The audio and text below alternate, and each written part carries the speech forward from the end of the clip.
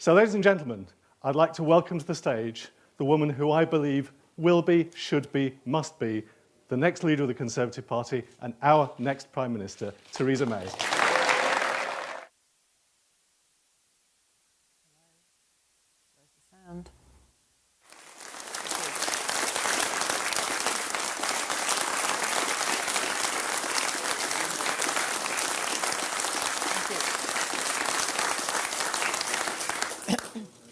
Good morning, and thank you for coming, and thank you, Chris.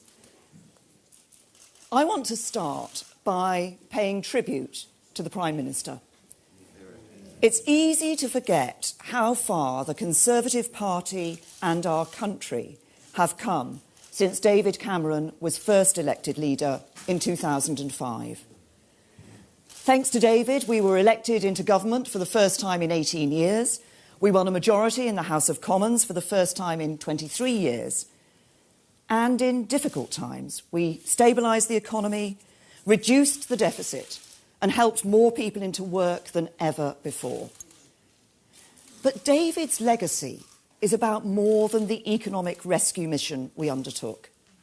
Some of our biggest achievements, including the introduction of same-sex marriage and taking the lowest paid out of income tax altogether, they've been all about the pursuit of social justice.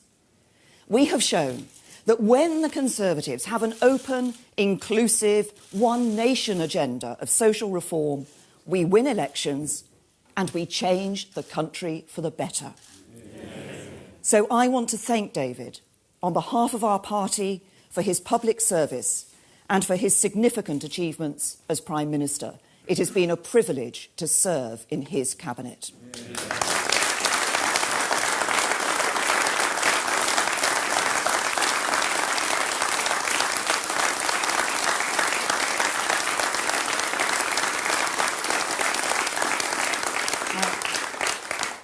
I've invited you here today to announce my candidacy to become leader of the Conservative Party and Prime Minister of the United Kingdom.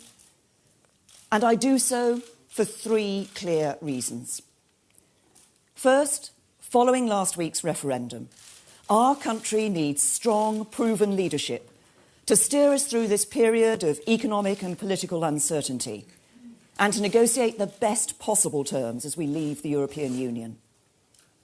Second, we need leadership that can unite our party and our country. With the Labour Party tearing itself to pieces and divisive nationalists in Scotland and Wales, it is nothing less than the patriotic duty of our party to unite and govern in the best interests of the whole country. And third, we need a bold, new, positive vision for the future of our country, a vision of a country that works not for a privileged few, but for every one of us. Now, I will turn to those three issues in just a moment. But as we know, this is not a normal leadership election held in normal circumstances. So I want to talk first about the immediate need for political certainty and economic confidence following the referendum. Whether you supported Leave or Remain in the referendum campaign, and whether you predicted the sky would fall in or whether you didn't, the result means we face a period of uncertainty that needs to be addressed head-on. The country needs strong leadership and a clear sense of direction to give confidence to investors to keep the economy moving and to keep people in work. The fundamentals of the British economy are strong and will continue to be strong as we negotiate our departure from the EU. Economic growth has been solid, employment is at a record high, and the budget deficit has been reduced from 11% of national income at the time of the banking crisis to a predicted 3% this year. Our financial system is well capitalised and resilient. The capital requirements of the biggest banks and the liquid assets they hold mean they have the flexibility to keep on lending to businesses and families. And the Governor's swift action last Friday means that the Bank of England is ready to provide significant additional funds and liquidity in foreign currency should our financial institutions need it. He's also made clear that the bank continues to assess the economic conditions and will take further action if necessary. So the Bank of England has taken the right actions to maintain confidence, and I know that the Chancellor has said he will support the bank if other measures are needed. But beyond that, I want to use this opportunity to make several things clear. First, Brexit means Brexit. The campaign was fought, the vote was held, turnout was high, and the public gave their verdict. There must be no attempts to remain inside the EU, no attempts to rejoin it through the back door, and no second referendum. The country voted to leave the European Union, and it is the duty of the government and Parliament to make sure we do just that.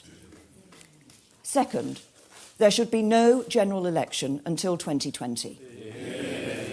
There should be a normal autumn statement held in the normal way at the normal time, and no emergency budget.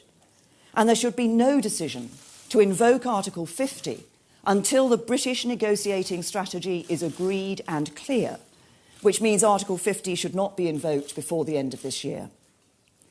Third, we should make clear that for the foreseeable future, there is absolutely no change in Britain's trading relationships with the EU or other markets. And until a new legal agreement is reached with the EU, which will not happen for some time, the legal status of British nationals living or working in Europe will not change, and neither will the status of EU nationals in Britain. And fourth, while it is absolutely vital that the government continues with its intention to reduce public spending and cut the budget deficit, we should no longer seek to reduce a budget surplus by the end of the Parliament. If before 2020 there is a choice between further spending cuts, more borrowing and tax rises, the priority must be to avoid tax increases, since they will disrupt consumption, employment and investment. These are all measures that will be taken by a Conservative government I lead, and they offer stability and certainty to consumers, employers and investors for the foreseeable future.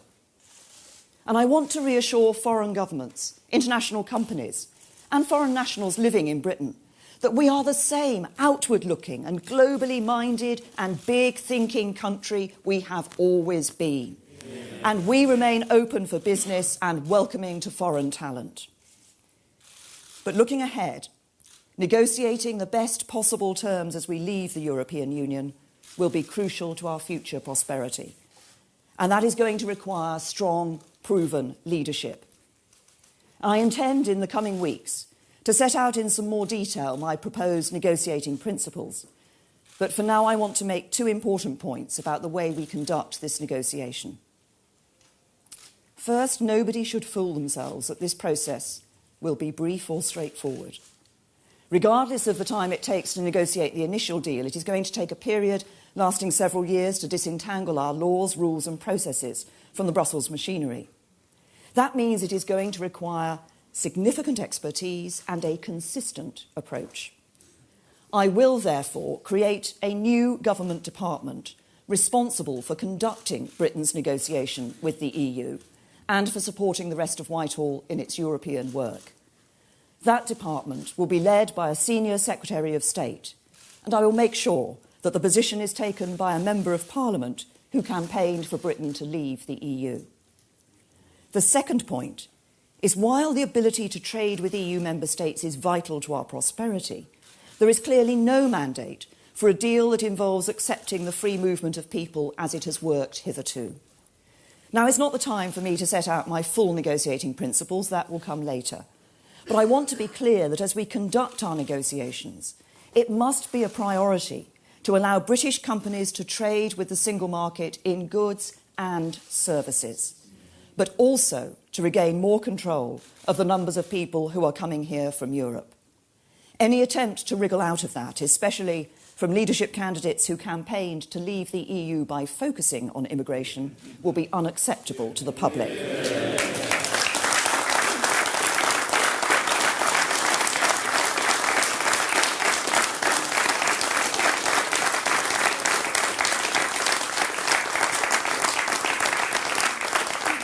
So the process of withdrawal will be complex. It will require hard work, serious work and detailed work.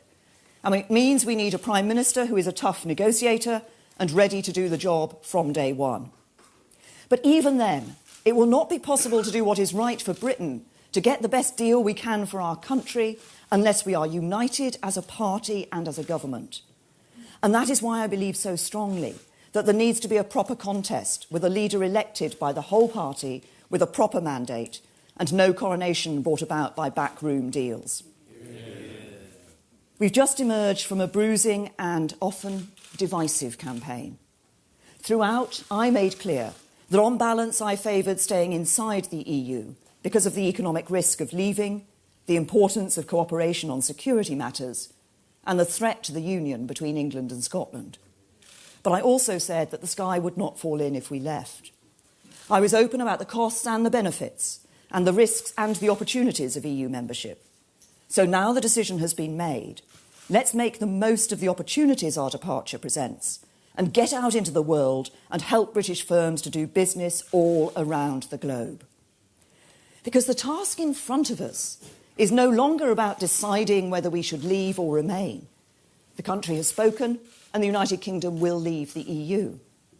The job now is about uniting the party, uniting the country, securing the union, and negotiating the best possible deal for Britain.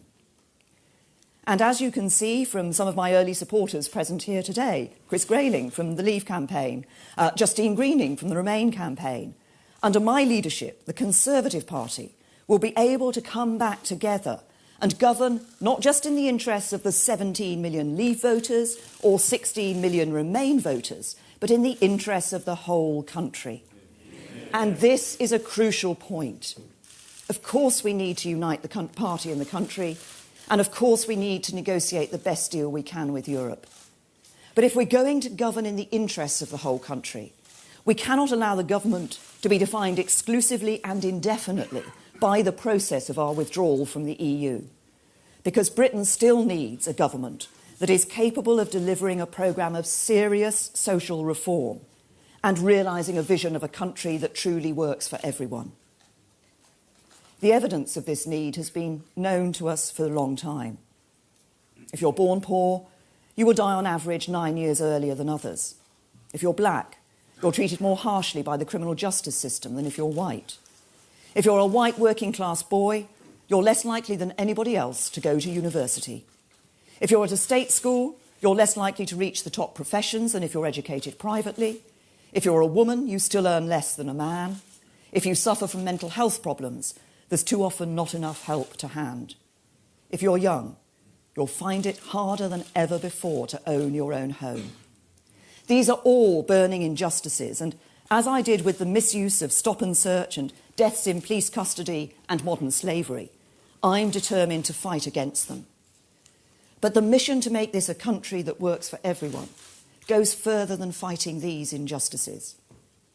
If you're from an ordinary working-class family, life is just much harder than many people in politics realise. You have a job, but you don't always have job security. You have your own home, but you worry about mortgage rates going up. You can just about manage, but you worry about the cost of living and the quality of the local school because there's no other choice for you. Frankly, not everybody in Westminster understands what it's like to live like this. And some need to be told that what the government does isn't a game. It's a serious business that has real consequences for people's lives.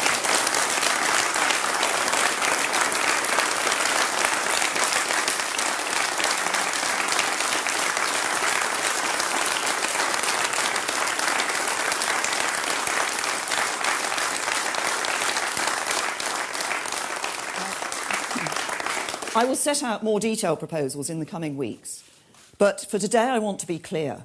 Under my leadership, the motives of the Conservative Party will never be in any doubt, and our actions will be bold. We, the Conservatives, will put ourselves at the service of ordinary working people. We will strive to make Britain a country that works for everyone, regardless of who they are and regardless of where they're from. Now, I know there's a great hunger for this kind of one nation vision in the Conservative Party. Whether it's the 2020 group, the blue-collar conservatism agenda, or the social justice caucus. I've never known our party to be so alive with such creative policy thinking and such an obvious desire to improve people's lives. And it is this kind of conservatism that I've always believed in and always stood for. I know some politicians seek high office because they're driven by ideological fervour. I know others seek it for reasons of ambition or glory.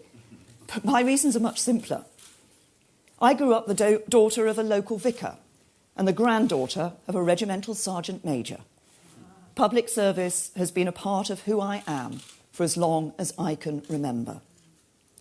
And I know I'm not a showy politician. I don't tour the television studios. I don't gossip about people over lunch. I don't go drinking in Parliament's bars. I don't often wear my heart on my sleeve. I just get on with the job in front of me.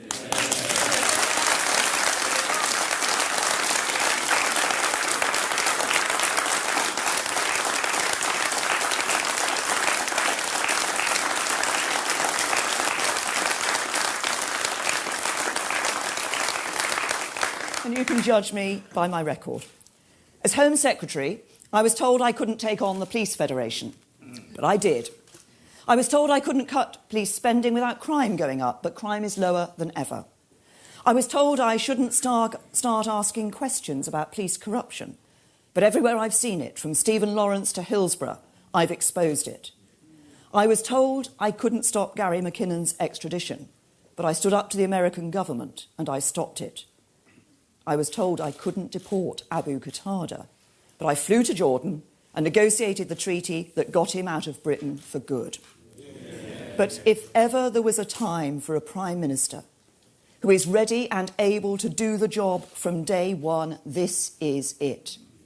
We have immediate work to do to restore political stability and economic certainty, to bring together the party and the country, and to negotiate a sensible and orderly departure from the European Union. But more than that, we have a mission to make Britain a country that works not for the privileged and not for the few, but for every one of our citizens. And together, we, the Conservative Party, can build a better Britain. Thank you. Theresa May with a very strong speech, presenting herself as the unity candidate, presenting herself as the stability candidate, the woman with years of experience and expertise who could do the job of Prime Minister as Conservative Party leader from day one. There are a couple of swipes at some of her rivals, you may have noticed. Government isn't a game, government is a serious business that impacts on people's lives. We're going to stay with this because we're expecting her to get some questions from people who have been listening to her speech, but the round of applause continues for the moment. Let's keep listening. I suspect there are one or two journalists here who would probably like to ask a few questions. Yes, some hands are going up. Can I just say, I know there are quite a few people here who want to ask questions, so if you could make it succinct. We'll start with Laura. Yes, it's coming. Thank you, Home Secretary. Laura Kunsberg, BBC News. You were on the losing side of the European argument. What is it now that you think makes you a winner? And as you say, you're not a showy politician. What would you say to our audience who are maybe not that familiar with you? What is the one thing that means you should be their Prime Minister? Well, first of all, on what actually makes me a winner, I think what the public want is strong, resilient leadership, and I think they want honesty from their politicians. And I've always tried to be as clear with people as possible about what the challenges are and the difficulties in facing those and how we can do that together. And I think that is what people are looking for, not showy gimmicks and so forth, but just somebody who's going to get on with the job in their interests. And that's what I've set out in the speech comes to the second part of your question, that I think we do have more work to do to build a better Britain that is genuinely a Britain for all the people, and so that nobody feels that somehow the world has passed them by and they have been left behind. And it's good Conservative principles of promoting aspiration and opportunity that actually will deliver for people. Yeah. Thank you very much, Chris Shipp from ITV. I should just check, in the interest of fairness, that no one in this room who you've worked with very closely for the past 10 weeks is about to say you haven't got what it takes to do the job. No hands. Right. So I will continue with my question. I was just being fair. As you will know, immigration was a huge issue in this campaign. Maybe the Leave side promised too much. Maybe the Remain side didn't have any answers to free movement. But you were the Home Secretary. Under your watch, net migration soared to the levels that it did. And you could argue that you lost the referendum for the Remain campaign. So going forward and looking at free movement, why are you the one to stand up to people like Angela Merkel in Europe? How are you going to be the person to go toe-to-toe with her and get a good deal for the UK?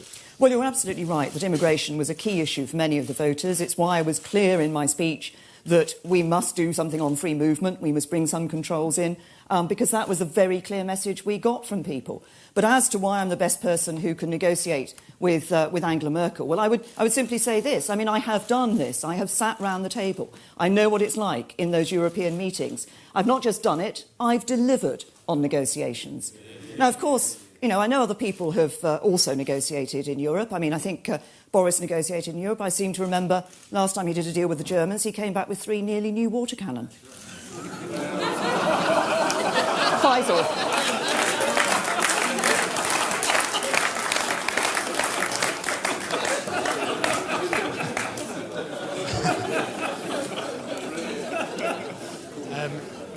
Faisal Islam, Sky News.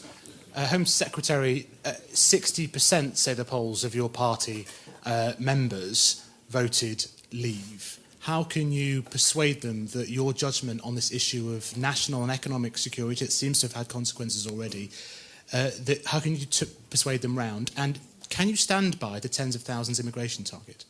Well, on the issue of membership of the party and how the members will look at it, I think actually what members of the Conservative Party will be doing is saying who do we want to see leading our country, who do we want to see as Prime Minister.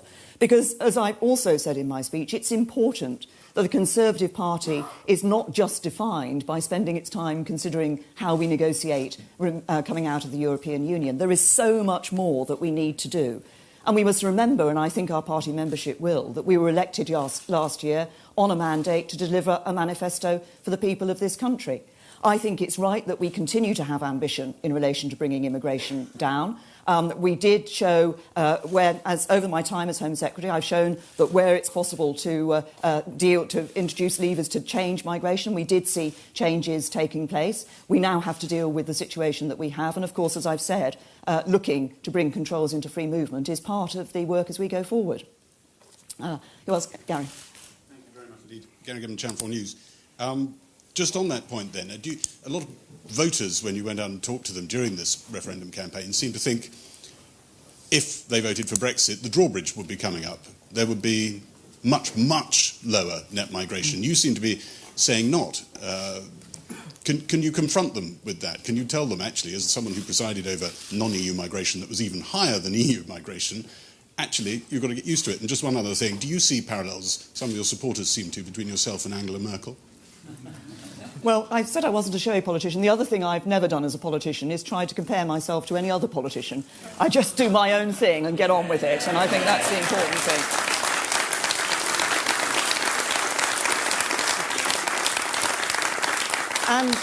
And on the issue of migration, you're right. I think some people did feel that the message of leaving the European Union was one which would automatically somehow see no migrants coming from the EU. And that is not the case. And I was very clear throughout the campaign when I spoke about this to say there is no single silver bullet that will deal with the problems that people perceive in immigration. And pulling out of the EU certainly isn't a silver bullet that will solve all people's concerns. What we now have to do is negotiate the right deal for Britain in leaving the European Union and look at how we can bring those further controls in and address the issues that people are concerned about. But I think what they want is to know that there's a government that understands their concerns, recognises those and is doing something about it. Who else? Yes. Chris Hope from The Telegraph. Mrs May, 3 quick questions. Just to be clear, do you think that leaving the EU would bring down net migration to tens of thousands under your premiership? What difference would it make to have a woman as Prime Minister, a Tory Prime Minister again in this country? And would you give Boris Johnson a job in this government, given he can't even buy new water cannon from the Germans? Well, on the last one, it's very simple. I think we should have a cabinet which brings talent together from across the party. But I've been very clear, I'm not going around offering jobs to individuals of any sort, and I think that's important. And in relation to the question about immigration, we do need to bring those controls into free movement. But one of the things I've also been very clear about in the migration world is that you can't simply pull a lever and assume that you're going to get a particular automatic result out of it. This is an area where you have to work at it constantly across a wide range of fronts. And that's what my premiership would be about, continuing the work that we've started, but recognising this is an area where we do have to take action in relation to free movement. Andy? Being a woman. Look, I've championed more women in the Conservative Party on the Green benches. We see from people here today, but also from our Green benches, that we now have more women in Parliament. I think it's important you get a diversity of people with different backgrounds and different experience, and you get different decisions in doing that. But I've also always been clear that you know, whether it's a woman or a man, it's about the qualities of the individual in doing that job. And thanks, Home Secretary. Andy Bell, 5 News. You say you didn't want a coronation, so do you welcome the entry of Michael Gove into this race? And what do you make of his comments about Boris Johnson, that he decided that Boris couldn't provide the leadership or build a team for the task that's required? What do you make of that? Well, I mean, it's for Michael to comment. He's been working for Boris with Boris for many weeks now, but I welcome an open contest. I think it's important that we have a contest in this election. That's why I said what I did about not having a coronation. I think that the public want to see the debate taking place. And the debate will be about how we deal with the Brexit negotiations, but also what sort of country we want to be, what sort of leadership an individual would give. And I think it's important that we have that rather than just... And also that we recognise that the public... There is an issue for the public in trust in politicians. And I think they would not trust a situation where there was just a deal done behind closed doors. Tom. Thank you, Home Secretary. Can I just push you a little bit on the tens of thousands figure? You've stood on a manifesto, you've been elected on it. Do you still stand by it, and are you prepared to stand by it if you become Prime Minister for your premiership and 2020 onwards, specifically reducing net migration down to tens of thousands, not an ambition, but as an actual target? And secondly, in your renegotiations with the EU, what's your priority? What is your red line? Is it control of freedom of movement, or is it access to the single market, or indeed membership of the single market? Well, on the tens of thousands, you're right. We had it as in our manifesto in 2010. We had it in our manifesto in 2015. That is where we want to aim for, because of the reason it was put there was because of the concerns about the impact that migration has on people, and we want it to be at sustainable levels. We now have to look at another aspect of migration, which is the free movement aspect, and negotiate arrangements in relation to control of free movement.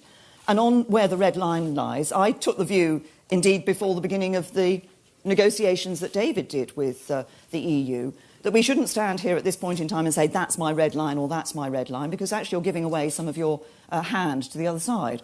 Actually, you go into the negotiations and you aim for the best deal you can get.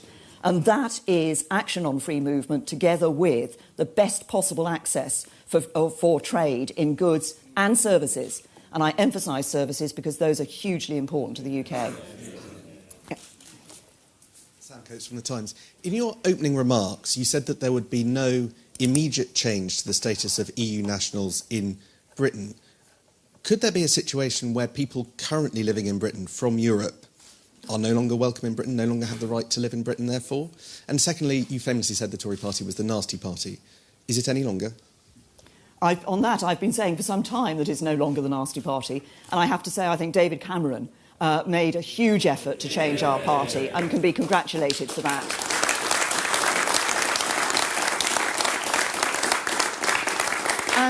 And on the way I phrased it in relation to EU citizens, of course, as part of the negotiation, we'll have to be negotiating on the arrangements that will apply to EU citizens in the UK and to UK citizens living in the EU.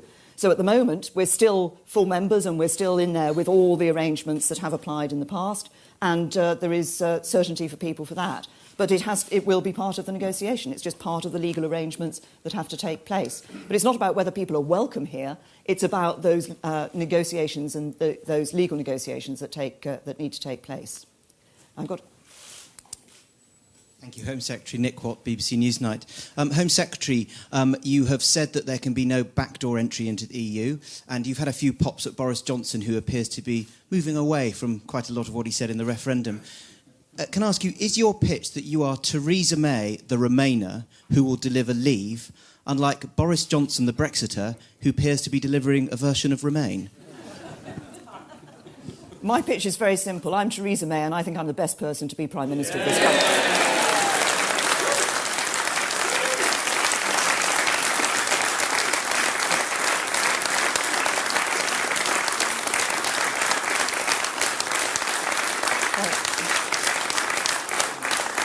We can rescue the mic and get it over to Rowena, please.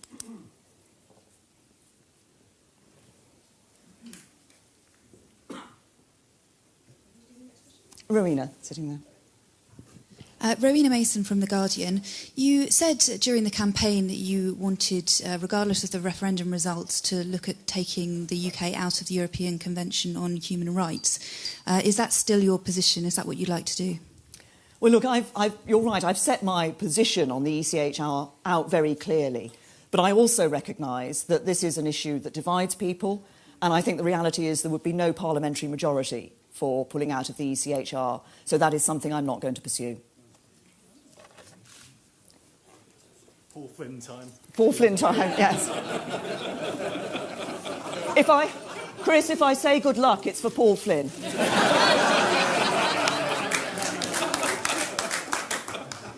I'll take a couple more questions. Yes.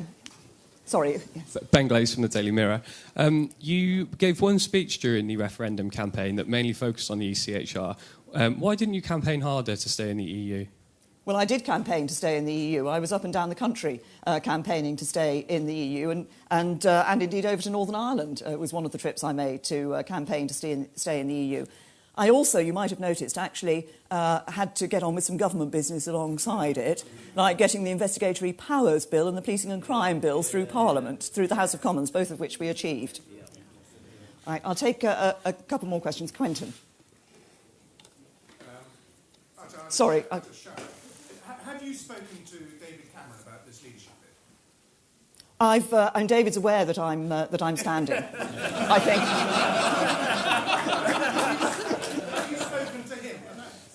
Sorry, you mean have I sat down and had a chat with David? Yes, have you spoken to him? No, I haven't. Sat down. Have you spoken to him about it? Just answer it. Well, yes. Yes. We'll go back over here. Bloomberg. Much though I and my colleagues want nothing less than to cover another election for some time, should you win, we will be in a situation where the government will have abandoned its central economic policy, eliminating the deficit. It will have abandoned its central foreign policy. It will be completely reconfiguring the lives of people who live here from other parts of the world, and indeed people from here who live in other parts of the world. Not to have an election in those circumstances and to say, well, we'll just sort of carry on until 2020 and then you can have a choice. Is that really fair to voters? Well, first of all, can I challenge you on one of the assumptions that you made, which is I didn't say that we wouldn't be continuing to pursue bringing down the deficit. What I said is that, and it should be obvious from the economic impact that we're seeing, that we may actually have to consider the timing in relation to that issue. But on a general election, my view is very simple, and it's this. I think it for two reasons. First of all, actually this party was elected last year to govern until 2020 on a very clear manifesto, and I think we have a responsibility to put that into place. But secondly, given the uncertainties and potential for instability at the moment, I think it would be wrong to throw a further destabilising aspect into the whole picture, which is what a general election would be. It would bring further uncertainty to people, and what people are looking for now is stability and certainty and reassurance. Carolyn. Home Secretary, you mentioned that you campaigned in Northern Ireland. Obviously, there are concerns there about what will happen to the border. As Home Secretary, obviously, you've had responsibility for border issues. What do you think, and what can you say to people who are worried about the reintroduction of border controls between Northern Ireland and the Republic? Well, what I said during the campaign was that if we were to pull out of the European Union, obviously given we'd then have a land border with a country in the EU, we would have to look, and it would depend on the sort of deal that was negotiated with the EU. But we have a long-standing common travel area with the Republic of Ireland. That's been in since the 1920s. We are working with the Irish government to bring some improvements into how we arrange that between us. The Immigration Minister, James Brokenshire, here has been particularly leading on that. And we will continue to do that. So we've already spoken to the Irish government about the issue of the common travel area, and we will be continuing to work with them to ensure that we can do that and bring that about. Right. Thank you very much, everybody. Thank you, and I look forward to working with everybody in this room in the future. Thank you. Theresa May.